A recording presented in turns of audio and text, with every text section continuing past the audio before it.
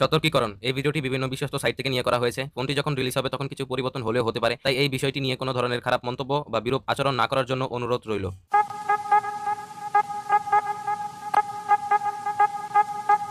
Smartphone বিশ্বে techno তার আধিপত্য ধীরে ধীরে বিস্তার করছে। তারই সাথে সাথে আফ্রিকার বাজারে টেকনো তার অস্থির একটি ফোন লঞ্চ করে ফেলেছে, আর সেই ফোনটি হচ্ছে টেকনো প্যান্থম এক্স। আর আমি আজকে শিওর এই ফোনটির প্রাইস এবং স্পেসিফিকেশন শুনলে আপনাদের চোখ রীতিমতো কপালে উঠে যাবে, কেননা ফ্ল্যাগশিপ কিলারের থেকেও বেশি কিছু এই ফোনটিতে অফার করছে এই প্রাইস রেঞ্জে। 20 থেকে 30,000 টাকার মধ্যে আপনারা যদি কোনো ফোন কেনার কথা ভাবেন তাহলে তারা আর কিছুদিন ওয়েট করুন, কেননা টেকনো প্যান্থম এক্স খুব শীঘ্রই ইন্ডিয়া এবং বাংলাদেশের বাজারে লঞ্চ হতে চলেছে। তাই আজকের এই ভিডিওতে আমি টেকনো প্যান্থম এক্স এই ফোনটির ফুল স্পেসিফিকেশন, প্রাইস এবং লঞ্চিং ডেট নিয়ে আলোচনা করব এবং ভিডিও শেষে বলে দেব এই ফোনটি সম্পর্কে আমার অভিমত, যে এই প্রাইসে এই ফোনটিকে আপনার জন্য কেনা ঠিক হবে না অন্য কোনো বেটার অপশন রয়েছে আপনার জন্য। সো আপনাদের কনফিউশন দূর করতে আমি আছি মোহাম্মদ শাহিন, আপনারা দেখছেন টেকনিক্যাল 0.1।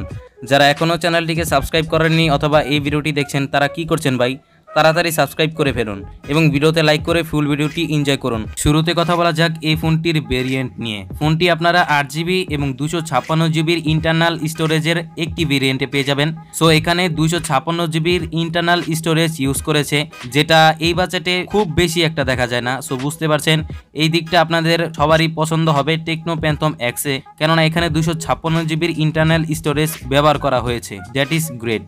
বাই দ্য ওয়ে, এখন কথা বলা যাক ফোনটির ডিজাইন নিয়ে। ডিজাইনের দিক থেকে বৈচিত্র্যের ছোঁয়ার অভাব নেই, কেননা বোথ সাইডে ইউজ করা হয়েছে কর্নিং গরিলা গ্লাস 5 এর প্রোটেকশন। বুঝতে পারছেন, বোথ সাইডে ইউজ করেছে কর্নিং গরিলা গ্লাস 5 এর প্রোটেকশন। এর কারণে আপনারা খুব প্রিমিয়াম একটি ফিল পাবেন। তাছাড়া এখানে কার্ভ করা ডিসপ্লে প্রোভাইড করছে টেকনো। সো কার্ভ করা ডিসপ্লে আমরা সাধারণত স্যামসাং এর এস সিরিজের ফোনগুলোতে দেখে থাকি, যে ফোনগুলো ফ্ল্যাগশিপ লেভেলের ফোন, আর ফ্ল্যাগশিপ লেভেলের মতো একটি ফিল পেয়ে যাবেন আপনারা এই ফোনটি থেকে। আর সাইড এবং বেজেলের পরিমাণ অনেকটাই ন্যারো করা হয়েছে, এর কারণে ডিসপ্লেটা ভাই অস্থির। ব্যাক সাইডে রয়েছে গ্রেডিয়েন্ট কালারের একটি শাইন ইফেক্ট এবং রয়েছে ভিন্ন ধাঁচের ক্যামেরা বাম্প, যেটা অনেকের কাছে ভালো লাগতে পারে আবার অনেকের কাছে ভালো নাও লাগতে পারে। তবে আমার কাছে পার্সোনালি তেমন একটা খারাপও লাগেনি আবার ভালোও লাগেনি। সো ডিজাইনের দিক থেকে সকলের মন কেড়ে নেবে টেকনো প্যান্থম এক্স। আর আমি শিওর আপনারা প্রত্যেকে একটি ফ্ল্যাগশিপ লেভেলের অস্থির ফিলিংস পেয়ে যাবেন এই ফোনটি থেকে। এখন কথা বলা যাক ফোনটির ডিসপ্লে নিয়ে। ফোনটিতে থাকছে 6.7 ইঞ্চের ফুল এইচডি প্লাস রেজুলেশনের সুপার অ্যামোলেড ডিসপ্লে, যেখানে থাকছে 385 পিপিআই ডেনসিটি। তাছাড়া ফোনটিতে 19 হার্জের রিফ্রেশ রেট থাকছে। সো এখানে পিপিআই ডেনসিটি কম হওয়ার কারণে সামান্য শার্পনেসের ঘাটতি থাকতে পারে, তবে এটা চোখে পড়ার মতো না। সো ডিসপ্লের দিক থেকেও আমি এই ফোনটিকে 10-এ 10ই দিব, তবে কার্ভ ডিসপ্লে হওয়ার কারণে আমার কাছে সবচেয়ে বেশি ভালো লেগেছে। এখন কথা বলা যাক ফোনটির ক্যামেরা সেকশন নিয়ে। ফোনটিতে থাকছে ট্রিপল ক্যামেরা সেটআপ, যার মেইন ক্যামেরা 50 মেগাপিক্সেলের, যার অ্যাপারচার f1.9। তাছাড়া 13 মেগাপিক্সেলের আরেকটি টেলিফোটো ক্যামেরা রয়েছে। এরই সাথে সাথে রয়েছে 8 মেগাপিক্সেলের একটি আলট্রা ওয়াইড ক্যামেরা। ফোনটির মেইন ক্যামেরা দিয়ে 4K রেজুলেশনের ভিডিও শুট করা যাবে 60 FPS এ। তাছাড়া সামনে থাকছে ডুয়েল সেলফি ক্যামেরা, যার মেইন ক্যামেরা 48 মেগাপিক্সেলের। তারই সাথে সাথে থাকছে আরও একটি 8 মেগাপিক্সেলের সেলফি ক্যামেরা, যেটা দিয়ে HD প্লাস রেজুলেশনের ভিডিও শুট করা যাবে 30 FPS এ।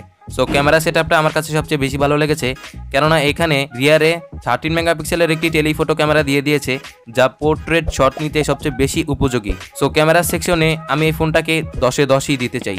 এখন কথা বলা যাক ফোনটির পারফরমেন্স নিয়ে। ফোনটিতে থাকছে HIOS 7.6, যার ব্যাক হ্যান্ডে থাকছে অ্যান্ড্রয়েড 11। চিপসেট হিসেবে থাকছে মিডিয়াটেক হিলিও G95, যেটা আমার খুব পছন্দের একটি প্রসেসর। জিপিইউ হিসেবে থাকছে মালি G76। 20 থেকে 30,000 টাকার মধ্যে আমরা প্রায়শই মিডিয়াটেক হিলিও G95 এই প্রসেসরটা দেখে থাকি, কেননা এই প্রসেসরটির পারফরমেন্স খুবই ভালো। গেমিং এর দিক থেকে এই প্রসেসরটি বেস্ট এবং আমার খুব পছন্দের একটি প্রসেসর। সো পারফরমেন্সের দিক থেকেও আপনারা বেটার একটা রেজাল্ট পেয়ে যাবেন এই ফোনটি থেকে।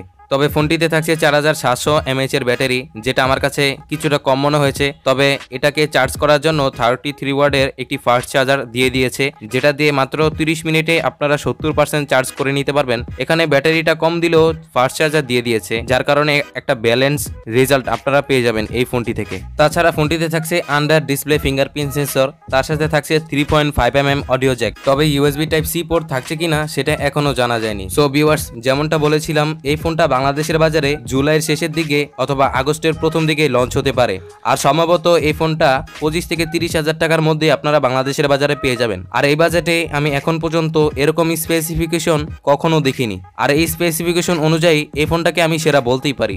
আপনাদের কাছে কেমন লেগেছে তা অবশ্যই কমেন্ট সেকশনে জানাবেন। সো দেখা হচ্ছে অন্য কোনো এপিসোডে, ততক্ষণ পর্যন্ত ভালো থাকবেন, খোদা হাফেজ। আর হ্যাঁ, অবশ্যই ভিডিওতে লাইক করবেন, আর যদি ভিডিওটি ভালো লেগে থাকে তাহলে আমার চ্যানেলটিকে সাবস্ক্রাইব করে নিতে পারেন, এবং সাবস্ক্রাইব করার পর অবশ্যই খেয়াল রাখবেন যাতে বেল আইকনটি এনেবল করা থাকে।